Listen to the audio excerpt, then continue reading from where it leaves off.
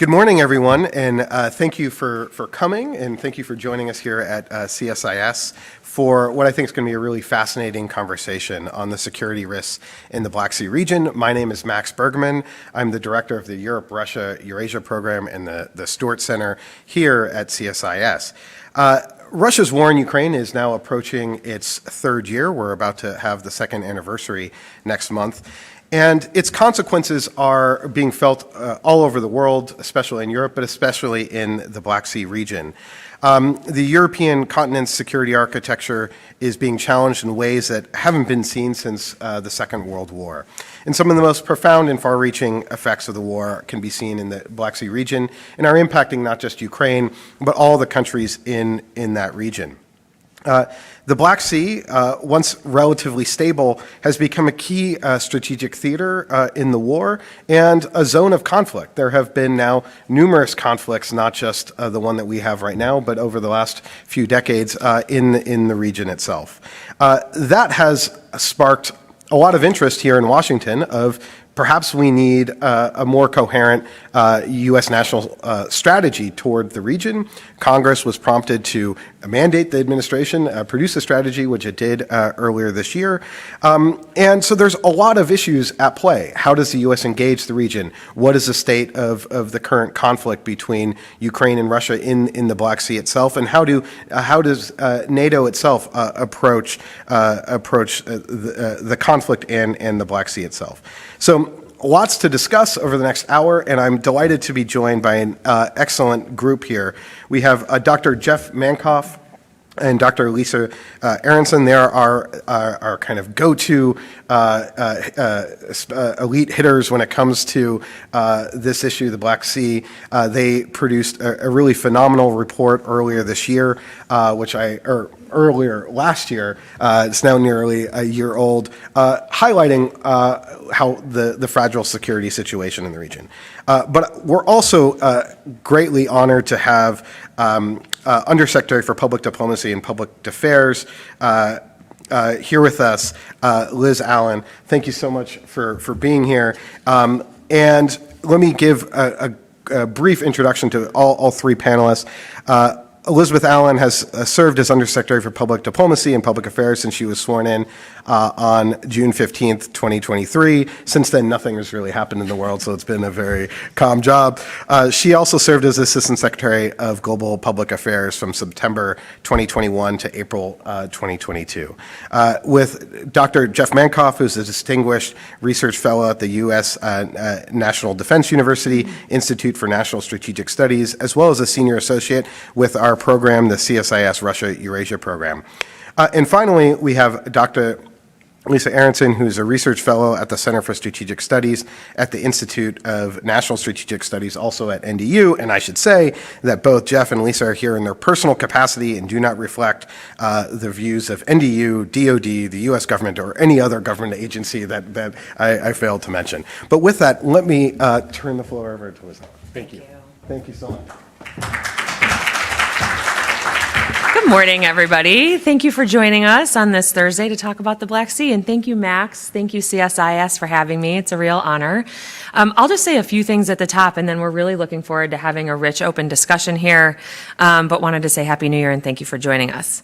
I'll start by saying that reflecting on the mythic voyage of Jason and the Argonauts to find the Golden Fleece, which some people do more than others of us, we are reminded of the sophisticated maritime kingdoms that once thrived along the Euxine or Hospitable Sea. These realms, known to ancient historians, thrived thanks to the trade and travel facilitated by the Black Sea. From the Hittites to the Venetians, this waterway has been a vital link connecting ocean-going societies since the Bronze Age.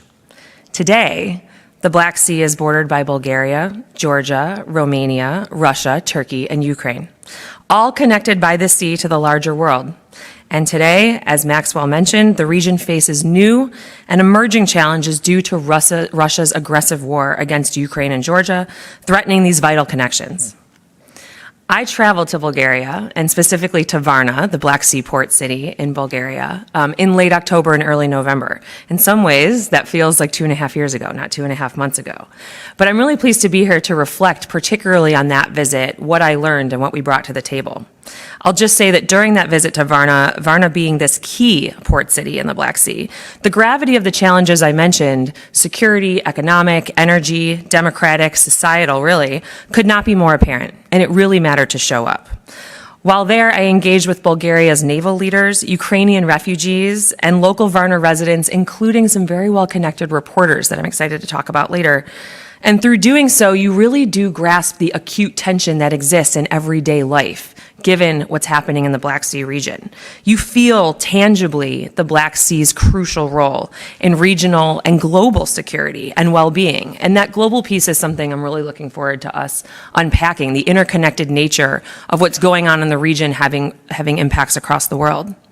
I'll say that when I was there, I visited Bulgaria's naval headquarters, as I mentioned, and met with Bulgaria's naval leadership. And I was shown maps at the time about where drones had affected ships and ports, and where Bulgarian forces, in collaboration with NATO allies Romania and Turkey, had neutralized Russian mines. And I'm very pleased that at that time, 2.5 months ago, we were talking quite aspirationally and conceptually about a partnership between Bulgaria, Romania, and Turkey on mine sweeping in the Black Sea. And just over the last 24 hours, that agreement has been signed in Istanbul, progress that we're very glad to see. On my trip, also, I just have to note that my conversations with Ukrainian families, including teenagers and children who are courageously rebuilding their lives in Bulgaria, further highlighted the very human impact of this conflict, which I hope we get to talk about alongside the security conflict. And so let me just say this very clear today, this morning, to open the discussion.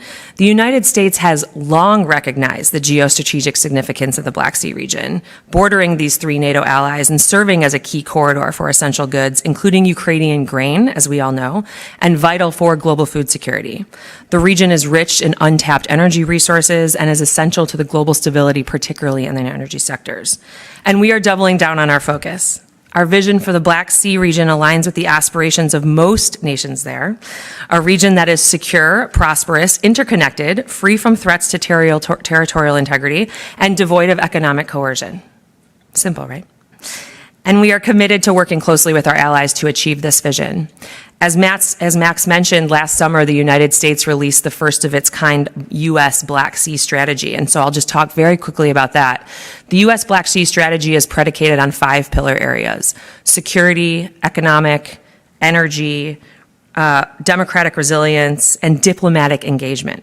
We are actively advancing these objectives, enhancing NATO force interoperability, supporting transparent strategic infrastructure investments, diversifying energy supplies with clean energy solutions, and more. I just want to take a minute to focus on the democratic resilience pillar, because it is where me and my team, the public diplomacy team at the State Department, 5,000 strong across the world, are most keenly focused. Fostering democratic resilience, as we say, requires a very dedicated and multifaceted approach, because the threats here are not limited to conventional warfare, right? They include sophisticated disinformation campaigns in particular, which is where we are spending a lot of our time and energy. These disinformation campaigns, led by Russia alongside nations like the PRC and Iran, threaten to undermine any pillar of progress, because it takes the free flow of truthful information and a healthier information space on any issue to allow us to make progress. It is not just that Russia is looking to influence opinions on issues. They are corroding the very fabric of our interconnectedness and the trust and freedom that fosters regional prosperity. Again, this is where the focus of our team lies. So we are working to foster a more free, open, truthful information space, something that I won't take too much time up here to talk about, but that I hope we get a chance to talk about when we're sitting down. I would note that the State Department's Global Engagement Center, or GEC, which some of you might be familiar with, falls in our public diplomacy family. They were established by Congress in 2017, and they have produced over 750 reports on disinformation and countering foreign malign influence, particularly from Russia and China. And they have a report that very specifically exposes Russian disinformation narratives around the Black Sea Grain Initiative and Russia's forcible transfer and deportation of Ukraine's children. But we know that exposure of disinformation alone is not enough, of course. We are collaborating with partners to support information integrity and independent media, to protect journalists and civil society, to build resilience against information manipulation through things like media literacy education. And there's much more to say, but I'll be quick up here. I do just have to note that while we are confronted with these acute crisis threats, particularly disinformation in the information space, part of building democratic resilience is also continuing to invest in long-term relationship building, both in each country and among the region. And so a lot of the work of our public diplomacy programs, exchange programs, study abroad programs, English language classes, using things like culture, food, art, and music to bring people together who may not otherwise have a reason to talk about some of the tougher issues that we eventually hope they do, those programs are really key. We feel very strongly about the importance of building these long-term relationships. I'm fond of saying that the future isn't going just to be shaped by government-to-government relationships, but indeed by people-to-people relationships. And as it turns out, the U.S. government is quite good at identifying the leaders of tomorrow early in their careers. I'll give you a quick elevator stat. Over 650 world leaders at the head of state level have gone through a U.S. government exchange program or public diplomacy program. That's an astounding number. And so when we think about what we need to do to keep the Black Sea region, and indeed any region, but particularly the Black Sea region today, resilient to further Russian aggression and more resilient as we build a future upon these 5 pillars, it really matters that we're engaging with folks early and often and equipping them with the tools and experiences that they need to lead in their societies. So we're focused a lot on that long-term work as well. Let me close by acknowledging that the Black Sea has historically been a connector of people, cultures, and societies. And so our goal through the U.S. Black Sea strategy and our enduring partnerships in the region with our NATO allies and other partners is to ensure that this connection remains unimpeded and that the waters remain a conduit of peace and cooperation. And with that, I look forward to our discussion. Thank you. Yes, yeah. Well, thank you so much for that. I think, it reminded me of back when I was in the State Department in 2011 when the U.S. announced its pivot to Asia. And part of the key pivot to Asia was simply U.S. diplomats going to Asia more because, it's far away, it's hard to get to. And I think your visit, in some ways, is sort of walking the walk of the prioritization given to the Black Sea region. And as an undersecretary with a global portfolio, has the Black Sea become more of a focus of your work in your office, or was this just sort of like a one-time sort of visit? The answer is 2 things can be true, and thank you for the question. I will say, one thing I would say to all of you as someone, again, who was able to be in Varna just in the last few months is this concept of showing up in person really can't be overstated in its importance. We all know why U.S. diplomats and U.S. officials go visit places, right? We're working on negotiations. We're trying to push or pull people away from different solutions. But what was true, particularly in Varna and in Bulgaria, where I was the most senior U.S. government official to visit in this administration, which surprised me, but I was very happy to go, was the importance of them feeling heard. And it was really interesting to hear this very senior admiral in the Bulgarian Navy who had spent his entire career working on defense and security on behalf of Bulgarians very proudly say, we've not had a U.S. visitor show up here in the port city of Varna for as long as he could remember. And so I actually think part of what we are really trying to prioritize amongst this State Department leadership team is the importance of showing up and being able to walk the walk on our allies, feeling like we care, feeling like we respect our partnership with them, we place importance on our partnership with them in such high regard that it is worth the visit. And I fear that I'm going to break some news here, but we are looking to have Secretary Blinken visit Bulgaria in short order as well for very similar reasons. Bulgaria has been a really important ally. Often Romania and others have gotten more visitors, and so it really mattered to show up. And so I'm sorry, that's a bit of a tangent, but I just want to sort of say to everybody that we really believe, particularly in this administration, about, allies and partners aren't taken for granted, and certainly building those relationships, rebuilding them, reshaping them, and evolving them them really is based on a lot of these person-to-person relationships. To the spirit of your question, Max, the Black Sea region has always been a priority area for public diplomacy and for those of us in the State Department who have functional portfolios, indeed global portfolios. What I would say feels different now, and this is derivative of a broader approach to U.S. foreign policy, is the way in which we're thinking about things more regionally, or in a way that we are kind of reshaping partnerships and coalitions that are fit for purpose. Secretary Blinken has a phrase, variable geometry of diplomacy. And what he means by that is traditional multilateral partnerships or traditional alliances are, of course, always going to be important. But to meet the needs of today, whether it's something as acute and unjust as Russia's invasion of Ukraine, or whether it's a more global problem that knows no borders, like public health and pandemics, it's going to take us thinking more creatively about our partners and our partnerships and alliances than ever before. And so I think what you see, particularly in the Black Sea region, is not just cooperation with our 3 NATO allies, but other partners in the region as well. You were there, I think, at a pivotal time that Ukraine, one of the silver linings, I think, for Ukraine over the last year, especially with its counteroffensive not having the success that it had hoped for, but Ukraine achieved great success in the Black Sea through its strikes on Crimea, pushing back the Russian fleet and opening up a grain corridor or a shipping corridor where it could begin to get grain to market again. I'm curious, how did, on your visit, how was the security situation perceived in Bulgaria and in the region? There's Russian mines that are floating around. There's Russian drone strikes that are becoming increasingly close to NATO territory, particularly in Romania, where Russia is trying to strike Ukrainian ports on the Danube.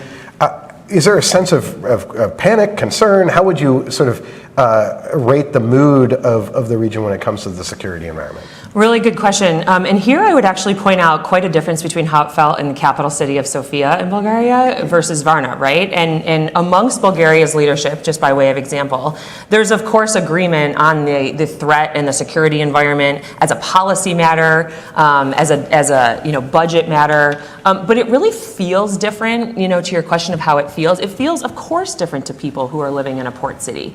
It's much more immediate. It's a much more immediate threat to them. And so I think part of what was so important and part of what's important as people from both the public and private sector consider visits and consider understanding sentiment on the ground, it's really making sure that you're talking to people outside of just government officials and also outside of capitals. Because while there's, of course, conceptual agreement on the existential nature of the security threat, which is how it feels to them, there is also a difference in terms of the day-to-day realities. And so governments have to be responsive to that. What I would say is there was a great deal of optimism and appreciation for how much partnership exists between our 3 NATO allies and the United States on Black Sea security.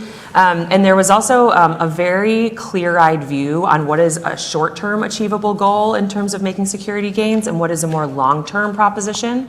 I think the minesweeping agreement that we saw signed just in the last day is a really good example of something that, again, conceptually, those 3 countries knew they wanted to do. And when I was there, again, just 2.5 months ago, there was a bit of skepticism about if they could, quote, make it real.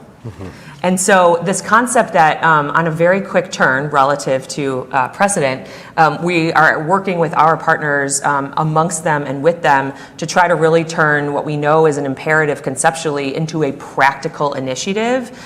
There's a great deal of appreciation and motivation around that. And yet there's a lot of understanding that it's going to take years and years and budgets to do the kind of defense hardware modernization that's also required in the region. That's something that the Bulgarians felt acutely. Before turning to Lisa and Jeff, let me also ask you about the issue of disinformation, which I know in Bulgaria is a particular concern, but it's a concern throughout the region, whether in Georgia or other places, about information related to the war. I know Bulgaria has frequently had close ties with Moscow, even after the end of the Cold War. And I think there's a sense that the West, that Ukraine was struggling when it came to the information space. How did you sort of assess that? Is that something you heard? And what steps is the U.S. looking to take to help Bulgaria and others sort of combat Russian disinformation in the region? I'm going to resist the temptation to go on for too long about this, but let me just say a few things. I'm so glad you brought this up. Thank you. Because as I mentioned, the concept of disinformation and information integrity underpins every issue in every geography amongst every audience across the world. And I would say as a broad national security matter, people are waking up to the fact that disinformation is not a communications issue. It is not an intelligence issue. It is all of that and a fundamental national security issue, right? And so with that in mind, disinformation was on the bilateral agenda of every country I visited this fall, and I did 10 countries in 8 weeks. In some form or fashion, we talked about how to counter disinformation, how to create healthier information spaces in every country, and Bulgaria chief among them, frankly. As you mentioned, Bulgaria has long been at the tip of the spear of Russia's disinformation efforts. What we have found since Russia's invasion of Ukraine, which I think felt so egregious to most Bulgarians, really woke a lot of people up to Russia's intentions and Russia's manipulation. And so there's a lot of appetite for okay, what can we do about it? And what I would offer when we think about countering disinformation, it has really moved far beyond just a matter of calling out lies with truths or correcting falsehoods with facts. It's really trying to get ahead of making audiences smarter on their own information consumerism and making media spaces and information spaces healthier to begin with. Because we are not going to stop the outflow of disinformation from Russia and China. We can make some strategic gains. We can disincentivize them from doing this. We can put them on their back foot, and that's a whole other panel discussion.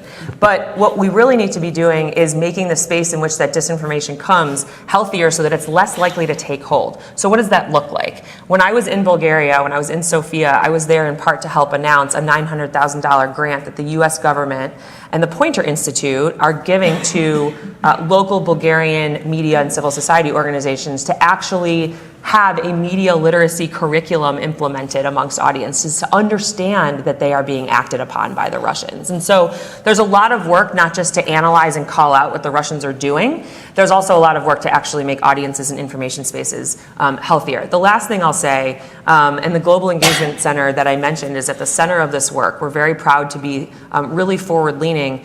We have to put actual policy solutions around this problem. Again, I think for a long time it was a communications department of certain governments working on this. Maybe it was an intelligence component. It's really all of those things. But what we're trying to lead the way on as the U.S. government, and this is just in the last 6 months, is having an actual framework, a bilateral framework by which the United States and other allies and partners can agree to work together on countering disinformation through solutions like better analytical capabilities, like media literacy programs, like enabling independent media. And we signed one of the very first MOUs on that framework with Bulgaria in September. And so when Bulgaria was in the United States for the US-Bulgaria Strategic Dialogue, which hadn't happened in quite a while, we signed that MOU to cap off a really productive day, and it's part of why I did a follow-up visit just 6 weeks later to talk about implementation of that MOU. We've signed one of those with Moldova, with North Macedonia, more recently with Japan and South Korea, but Bulgaria was really at the leading edge of this, as was Moldova, because it's so felt in the region. Great.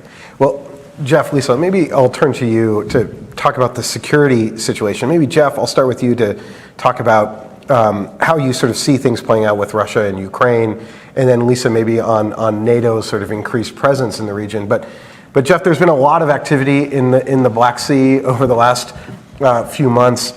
And I should say, their report, The Inhospitable Sea, is worth checking out from February 2022. I think it previewed much of what was in or much of what we think is in the administration's national Black Sea strategy. But Jeff, what's the current dynamic right now in the Black Sea militarily? Okay, thanks for the question, and Undersecretary Allen, thanks so much for joining us today. So, Max, I think you hinted at this in one of your earlier questions, which is that while there's been a lot of focus in the analytic community and the media on the progress, or rather lack of progress, of the Ukrainian counteroffensive on land, there's actually been a pretty successful targeting of Russian assets in the Black Sea. So the naval dimension of the conflict has been going more positively for Ukraine relative to the land campaign. Strikes on Crimea have intensified. The number and tonnage of Russian ships that have been damaged or sunk is quite impressive, particularly given that Ukraine doesn't have much of a navy of its own. Most of this has been done through anti-ship missiles, coastal defense, and other relatively low-cost capabilities. That said, Russia still has the ability to disrupt freedom of navigation across much of the Black Sea. It does still have a significant naval presence, even if more and more of those assets are being moved into the eastern part of the Black Sea. Russia announced about a month ago that they're looking at building up another naval base in Ochimchire in occupied Abkhazia, part of Georgia, and probably we would see some of the things that are being moved out of the range of Ukrainian anti-ship missiles, being moved either to Ochimchire or to the main Russian naval base on the Black Sea at Novorossiysk. So those forces are still there. I think they still have the capability to disrupt freedom of navigation in a way that makes the risk for private shippers and insurance companies such that they're going to be wary about taking the risk of moving significant amounts of cargo in those areas of the Black Sea that are subject to disruption. We've also seen, you mentioned the mines, there's been a real sort of Russian shift as they have seen their surface platforms be less and less able to operate in the vicinity of Crimea and the western part of the Black Sea, a real turn to using mines as a way of disrupting connectivity and freedom of navigation there. Mines, again, very cheap, very easy to disperse, including through aircraft, which is something that we've increasingly seen them do. And so even though Ukraine has had these tactical and operational successes, I think the ability of the Russians to continue disrupting shipping across the Black Sea remains very robust. Ukraine has succeeded in opening the so-called humanitarian corridor after Russia pulled out of the Black Sea Grain Initiative last summer. Ukraine went ahead and set up its own so-called humanitarian corridor from Odessa and some of the other ports in the northwestern part of the Black Sea, and that is continuing to function, and Ukraine is exporting grain and other commodities across that corridor. We see Russia trying to disrupt it, including through the missile attacks that you mentioned, targeting some of the ports along the Danube. So it's a very fluid environment in the Black Sea, but one where Ukraine has made some significant gains. That said, I think the developments on land matter in this context too, because with the failure of the counteroffensive and the increasing questioning at the political level of Western states' commitments to continuing to support, fund, and supply Ukrainian military operations going forward, Russia is increasingly trying to consolidate its control over the occupied and partially occupied areas of southeastern Ukraine, much of which comes up to the Black Sea littoral. So in the early stages of the Russian military operation, the focus was on many of the port cities in the northeastern part of the Black Sea, places like Mykolaiv, Kherson, which the Ukrainians have now taken back, some others. And those areas are coming increasingly under consolidated Russian rule. The longer that they remain under Russian occupation, I think the more difficult it's going to be to ultimately eject Russia from those areas, and possession of them again enhances Russia's capability to disrupt freedom of navigation across the Black Sea. I think the focus for Ukraine going forward is very much on Crimea. They have stated as much that sort of the military key to victory they see as driving the Russians out of Crimea or making Crimea untenable as a base for the Russian military. So we're seeing increasing strikes there, particularly on naval facilities and ships, but targeting critical infrastructure in general, and I think trying to make it less and less tenable for Russia to maintain its hold on Crimea. Given the centrality that President Putin has placed on Crimea, remember the speech that he gave when Russia first seized Crimea in 2014 about its sort of world historical importance to Russia's resurrection. I think it's a very high bar to get the Russian government to actually pull back from Crimea. But I think this is where a lot of the focal point for the fighting is going to be, certainly over the next several months as Ukraine contemplates whether to carry out another counteroffensive next year or even thereafter. It strikes me that the Black Sea and the commercial shipping that Ukraine has now enabled could be one of the major global flashpoints, in the sense that we're seeing in the Red Sea, for instance, how easy it is to actually, easy in quotation marks, for a couple strikes on commercial shipping vessels to bring commercial shipping to a halt. And Russia has the means and motive to strike commercial vessels. So it seems like they're trying to do it, disrupt the shipping corridor through mines in a more indirect fashion. But is there potential for Russia to strike commercial vessels? And if so, are they currently being deterred from doing that? And what would potentially be the response? Yeah, I think Russia certainly does have that capability, and I think when they were trying to disrupt the grain corridor, they were doing that. More recently, we've seen commercial vessels strike mines, which even if they're not being directly targeted, the presence of those mines is a significant risk. So I do think that possibility is very much there. I think that the Ukrainians are making a big push to try and secure that humanitarian corridor, so that the private sector, so that the shipping companies have the confidence that they'll be able to move supplies through this route. At the same time, the Black Sea as a whole is much bigger than the area that's covered by this humanitarian corridor, and I think there, Russia does still have that capability. Whether they're choosing to use it right now or not, I think is in part a political calculation. They don't need to expand the war. They don't need to pick fights with, other countries, Turkey for one, but also countries that would be, engaged in that kind of shipping. But I think if Russia's strategic position in the war deteriorates, that is certainly something that we could see. And I think as long as that risk is there, like we're seeing in the Red Sea, it's going to be a source of uncertainty, and it's something that's going to deter the private sector from engaging in shipping as much as we would like to see them do that. Great. Can I jump in and just Please, add to that, yeah. I think so long as they're able to achieve some of their objectives through what we might call naval hybrid warfare, or by, as we've heard yesterday and from Romanian and Bulgarian colleagues, the closing off of large swathes of the Black Sea for snap exercises and these sorts of things. They and through the mines, of course. There are other ways through which they're able to demonstrate coercion there. We haven't talked a lot about Romania, but I think on the grain issue, I just think it's important also to mention the enormous investments that Romania has made. And I also wanted to mention the importance of getting outside the capitals. Last time I was in Romania, I was able to visit Constanța and the port infrastructure there, the oil terminal infrastructure there, and see sort of firsthand how Romanian investments in Danube Delta infrastructure and in Constanța have been able, I think now Romania is responsible for helping get at least 65% of Ukrainian grain export out through the Black Sea, so just to mention that. You asked me to talk a little bit about NATO. I think there is, generally since the Vilnius summit, there's been some good news, but there is still a lot to be done ahead of the Washington summit. And I'll close, if it's okay, Under Secretary Allen, with a question for you on that.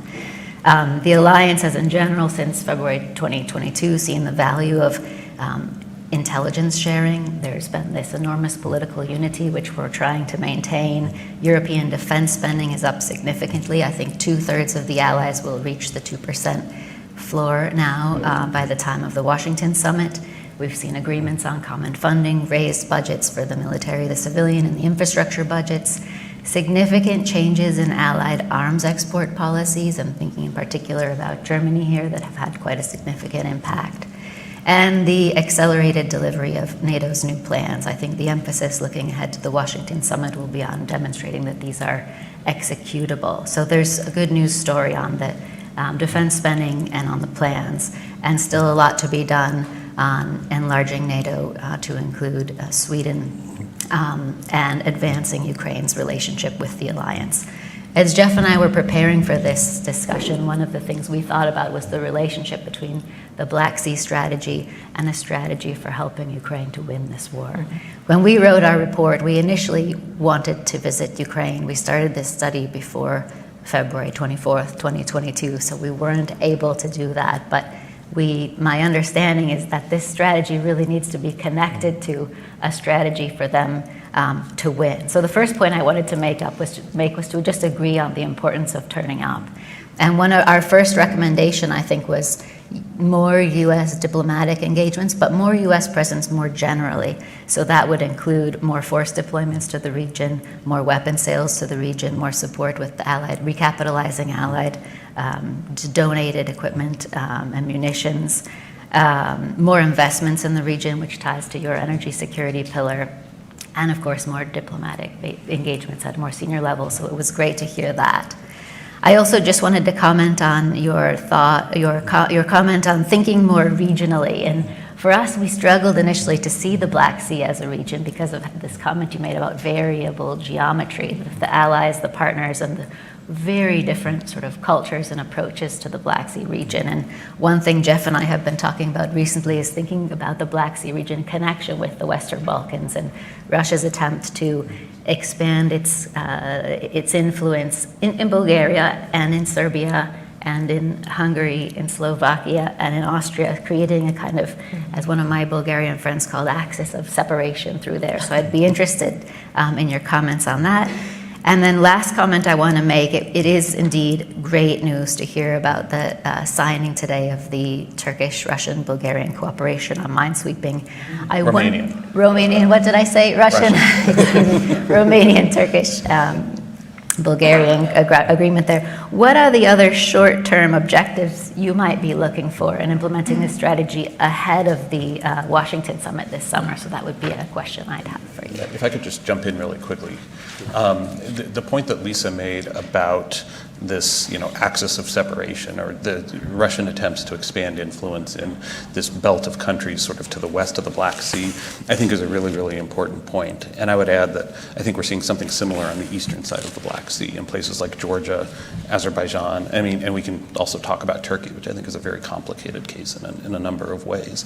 So, thinking about this in a larger regional framework, I think it's important that we focus on ensuring democratic resilience and stability and security within the Black Sea proper, but at the same time make sure that there's a similar amount of focus and effort and investment in these places on both sides of the Black Sea. Because I think, I don't like the metaphor necessarily, but I think if you think about it like a game of Go, where you're focused on establishing your strong point sort of in the center, and if your rival is then building up around you in a way that kind of isolates you, then I think you may end up sort of winning the battle but losing the war. Undersecretary Allen, Lisa's question on Washington Summit and also commenting on their comments as well. Sure, and thank you so much. It's such an honor to be here on the stage together. You both know more about the Black Sea than I can ever hope to even fractionally understand. So thank you, and thank you for your work and your report that has indeed quite informed our strategy. A couple comments. I just want to go back and really double down on our ally Romania, which we're deeply grateful. They are in the middle of particularly opening up the humanitarian zone and making that viable with Bulgaria, but then also working with Moldova on the openness of the Danube River option, which we've seen quite a bit of grain travel through the Danube route, and we're really optimistic, and we see signs that in 24 we'll be able to do even more, and so there's a lot of attention being paid to that. I think on the regional point, look, the NATO of it all loomed large on my own visit, as it does when we travel. And even just the very fact that, for example, Italy as a NATO ally was helping stand up and sponsor the battle groups new to the region in response to Russia's aggression.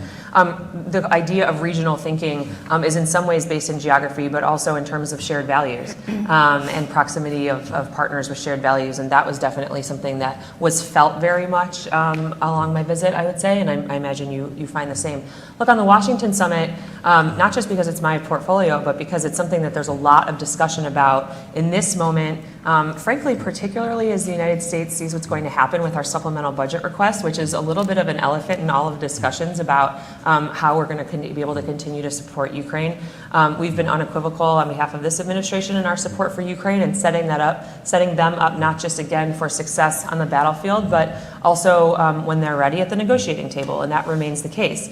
And so one of the things I would point out, and in part response to your comments, is we are thinking a lot here in the U.S. And with our partners and allies about how narratives and strategic communication and countering disinformation relates to creating the policy space to get the things done we need to get done. And we're seeing this coming out of the Middle East right now too. Never before in history has the fragmentation and the complexity of our information space either constrained or open the policy environments in which these discussions have to happen. And so actually one of the things we're talking quite a bit with our NATO allies about leading up to the Washington summit is how can we do a better coordinated job of talking to each important audience about the imperative, not just of defeating Russia and of shutting down their aggression in Ukraine, but also the importance, frankly, of the NATO alliance, right? And then not just the NATO alliance, but partners of the NATO alliance, as we see in the Black Sea region. And we've done a lot of thinking about the importance of helping audiences understand how we're all connected. And that's something that we'll be increasingly doing in the lead up to the Washington summit, not just in the NATO context, but really in the context of almost every issue happening in the world. I think we talked a little bit before or teased out the idea of the interconnectedness and the global nature of what's going on in the Black Sea. The most obvious example is the effects on the continent of Africa in terms of their food security, right? Something that we've really worked to try to mitigate the effects of what has been a global food security crisis, a global food and grain shortage.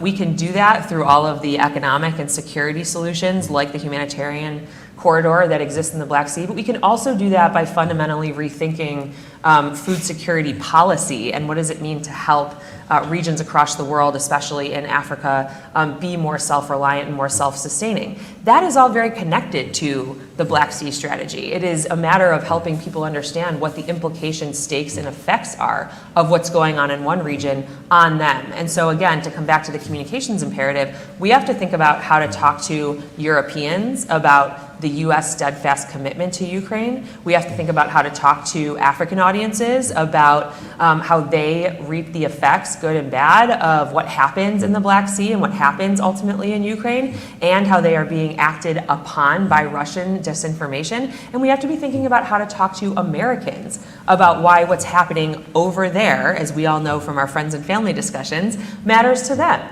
And not just that, but the fact that our European allies are doing so much more than the average people in the American public think they are. So that's a bit of a rabbit hole answer, but just to say there's a lot of sort of bigger level picture thinking happening on communications and interconnectedness, where we often find ourselves citing the Black Sea developments and the Black Sea strategy as either a microcosm of or sort of a jumping off point for these bigger discussions. Let me ask you that part of the strategy is also on the economic investment side, on the need for energy security.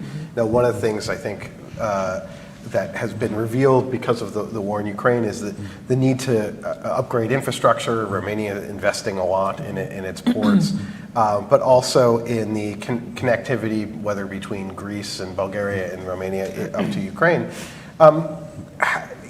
China had played a growing role in the region in terms of infrastructure investment. Do you see, over the next 10 years, a real increase in U.S. and EU investment in just infrastructure in the region? Is that a part of the strategy? So yes, it's part of the strategy. It cannot be the only part of the strategy. It is not the only part of the strategy. And I think we are very clear-eyed about the challenges of the U.S. or the U.S. and our European allies matching the ability for China to come in and offer investment and infrastructure options to countries. I think what a lot of our focus on is creating a better offer. And what does that mean? It doesn't just mean having an answer to the infrastructure and development questions. It means talking about these issues through the lens of values and results. Right? Some of you will be familiar with the sort of say-do gap that we sometimes talk about with the PRC's commercial and investment diplomacy. It's really important that we try to make sure that our own partners and allies are clear-eyed about the intents of the PRC in terms of their infrastructure offerings, and also that we really think about sometimes the gap between rhetoric and results. That's something that we feel ourselves in the United States as needing to demonstrate our values, not just talk about our values.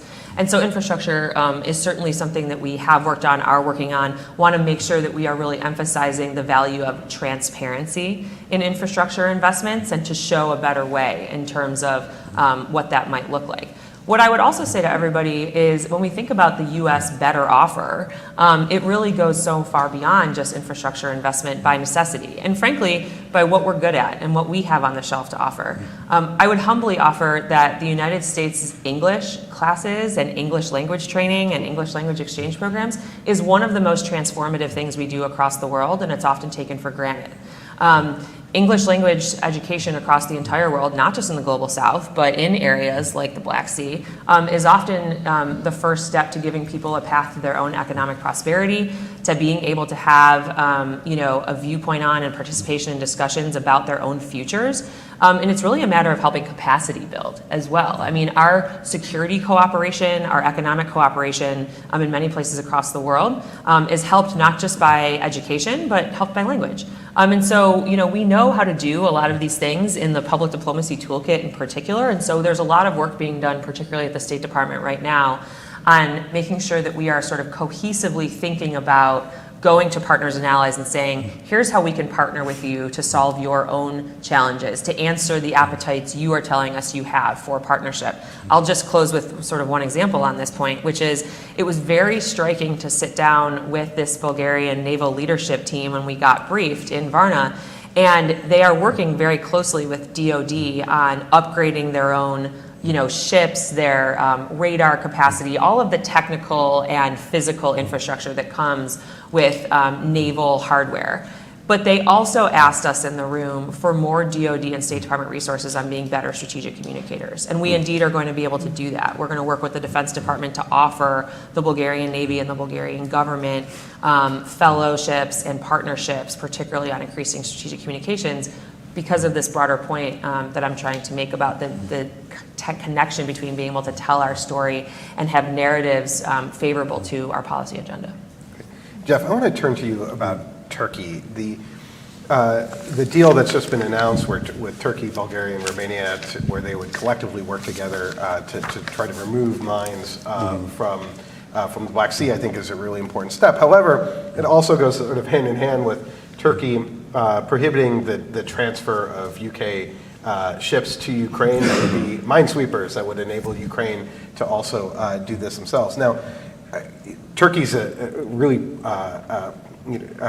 cherishes, I think, the Montreux Convention. I was wondering if you could maybe talk about what do you think is going on right now with Turkey's thought process here, and maybe you could outline what is the Montreux Convention and what sort of constraints that's right now putting on NATO involvement in the Black Sea.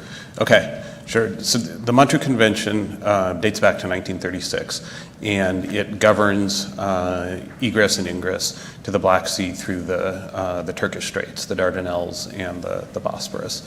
And it allows Turkey, as the custodian of the Straits, to regulate the passage of warships through the Straits in wartime. And Turkey invoked the Montreux Convention early in the war in Ukraine and has been using it to prevent the warships of non-littoral states from passing through the Bosporus and Dardanelles into or out of the Black Sea. Now, this has both positive and negative consequences from our perspective. It means that Russia's been unable to reinforce its Black Sea fleet with ships being sent from the Eastern Mediterranean, where many of them are engaged off of Syria. But it also means that having a multinational NATO presence in the Black Sea itself is complicated, because only the ships of the littoral states, which is to say Romania, Bulgaria, and Turkey, among the allies, have that ability to go through the Straits. And Turkey has leaned on the Montreux Convention to prevent the passage of these minesweepers that were being offered by the UK to Ukraine to engage in this mine clearing operation, because Turkey argued that this would violate at least the spirit of the Montreux Convention, if not the letter, and then that there would be sort of second order effects, demands from the Russians to do different things. I think there's a bigger strategic context here too, which is that despite everything else, Turkey has a very complex, interconnected relationship with Russia that it's not willing to sacrifice, even though it supports Ukraine. It has very publicly stated its support for Ukraine's territorial integrity and for Ukraine's membership in NATO. Turkey's actually been one of the more outspoken countries about the need for Ukraine to eventually have NATO membership. so I did the Turkey piece of this report and sort of talking to Turkish officials, the government and the military and the analytic community. One of the things that became clear is that Turkey doesn't want to see Russia comprehensively defeated in this conflict. It sees Russia as an important partner, not only in the Black Sea, but at the global level as well. And as Turkey's strategic culture has evolved, and it is under the AK party and President Erdogan placed more emphasis on positioning Turkey as a strategically autonomous major regional power with global aspirations, maintaining that partnership with Russia is really, really important. And so I think Turkey is trying to position itself as a go-between, as a mediator in this conflict. It's played an important role in setting up the initial grain deal, in securing prisoner exchanges between Russia and Ukraine and elsewhere as well. And I don't think it wants to give that up. And that also includes its view of the Black Sea. I think at the end of the day, Turkey believes that the best way to ensure security in the Black Sea is through a kind of condominium approach among the littoral states, which includes Russia. And it doesn't want to see a large multinational NATO presence there that could endanger that. One of the things that the Montreux Convention does that doesn't get talked about here as much as it does in Turkey is that it provides a basis in international law for Turkey's control of the Straits, the Bosporus and the Dardanelles. And if you think back to the historical past, the long history of Russo-Ottoman, Russo-Turkish rivalry, Russia has sought to control or seize the Straits on a number of occasions, going back to Catherine the Great, up through Joseph Stalin. So Turkey is very alive to the threat that a revisionist Russia could have to its own control of this vital waterway. And so maintaining this kind of condominium approach, maintaining this kind of partnership with Russia inside the Black Sea is a way to guard against any threat that Russia could pose to Turkish control of the Straits and to Turkey's sort of larger strategy of positioning itself as an autonomous regional power. But Lisa, this then creates real constraints on NATO's presence in the region, NATO's ability to have multinational ships protecting Romanian and Bulgarian littorals. So how is NATO kind of reacting to this kind of naval constraint? Right. I think one of the lessons I took away, I worked on the Romania and the Bulgaria sections of this report, is the importance of getting Romania and Bulgaria to work more closely together. And I think, to comment on Jeff's point, for the moment, I think we'll be looking to see what happens for in the minesweeping cooperation between the three allies. It will be interesting to sort of watch how Turkey engages in this, to see what its level of ambition is there and how it works with the other two countries on this. I think the alliance is also looking for other ways in the short term to get more allied presence into the Black Sea via surveillance and patrol aircraft, for example, UAVs, and possibly through putting liaison officers on ships in the Black Sea. But in my view, the only real game changer would really be more of a NATO presence in the Black Sea to effectively restore freedom of navigation. And so the question is, what are the shorter term building blocks that we can use to get there? I did want to come back to thinking through what the US can do to help Romania and Bulgaria to cooperate more closely. Both have significantly expanding defense budgets. Both are in need of more air defense, more coastal defense. Both are recapitalizing their capabilities.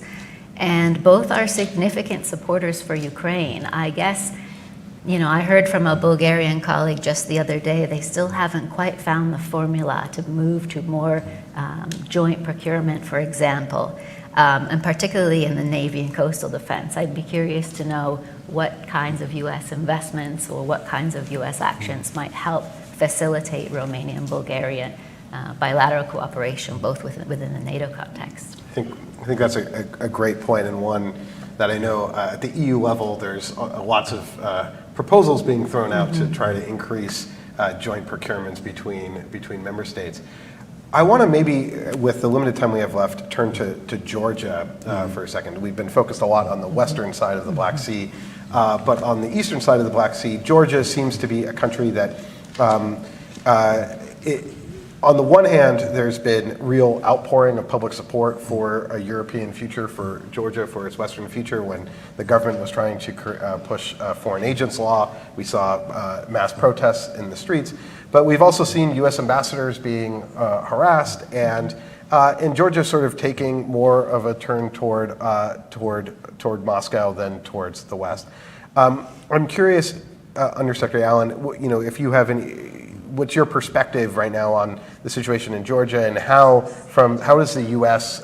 Thinking about in pushing back perhaps on the Russian tilt? I should, I forgot to say everyone silence their cell phones, but when it's your voice coming back at you. That's okay. Thank you so much for the opportunity to talk about Georgia. I will quote a colleague of mine who is not a U.S. government official, but who is one of our close implementing partners and our grantees for programs in Georgia, who came back from a recent visit and said, the feeling really is that Georgia is on the brink, which is exactly why the U.S. is doubling down on our commitment to make sure that we can increase their own resilience and their own capacity. And I will just tell you from where we sit, some of our most robust media literacy programs and counter disinformation efforts that I mentioned are happening in Georgia. I think when we see the tilt that you mentioned happening, we have to ask ourselves why that is. And a lot of it comes down to sentiment and sympathies that happen through mass communications. And it brings us back to the point about Russian disinformation being a tool of foreign malign influence and being a tool of geostrategic importance. And so particularly in Georgia, our Europe Bureau at the State Department, our public diplomacy practitioners are taking a particularly hard look at what else we can do to increase their own independent media capacity. Same is true for Hungary for all kinds of reasons, where we're seeing a lot of backsliding, repression, and foreign malign influence there. That is the time to double down on educating citizens, on increasing support for independent media, on calling out Russia's lies, on exposing their truths and their intentions. And so we're doing quite a bit of that in Georgia. Okay. Maybe final comments for you two on your perspective on Georgia's role in the Black Sea. Jeff, you mentioned Abkhazia earlier, where Russia is expanding its naval presence on what is this, and internationally considered Georgian territory. How do you see the dynamic playing out for Georgia? Yeah, so I'm also quite worried about Georgia. I mean, I was there in 2022, and I think the situation has only deteriorated since then. I think some of it is a disinformation problem, but it goes beyond that. As in places like Hungary, you have key enablers of the government and elements of the government itself that are actively seeking collaboration with Russia, and I think it's being sold to a public that does remain very strongly pro-European and pro-Western on the basis of avoiding spillover from the conflict in Ukraine. But I think that at the end of the day, it's not as much about that as it is about state capture, as it is about the role of murky financial ties between the oligarch, who is the main sponsor and funder of the ruling party, and Russia. Just within the last couple of weeks, he announced his return to politics. So I think that there is a sense in which Georgia has been, engaged in this ongoing political struggle between pro-Western and pro-Russian elements for a long time. And with the crackdowns on the opposition, the jailing of former Prime Minister Saakashvili, and now the sort of return of Bidzina Ivanishvili to the political scene, there is much more sort of concern that Georgia is being pulled sort of back into this Russian sphere of influence at a time where we're seeing similar dynamics play out in other countries, many of the ones that Lisa mentioned. We haven't talked about the elections in Slovakia and what the impact of those is going to be. But that is why I think that as much as we're focused on the Black Sea and getting the successes that are talked about in the department's Black Sea strategy, there's this wider region around it in which I think the balance is much more in doubt.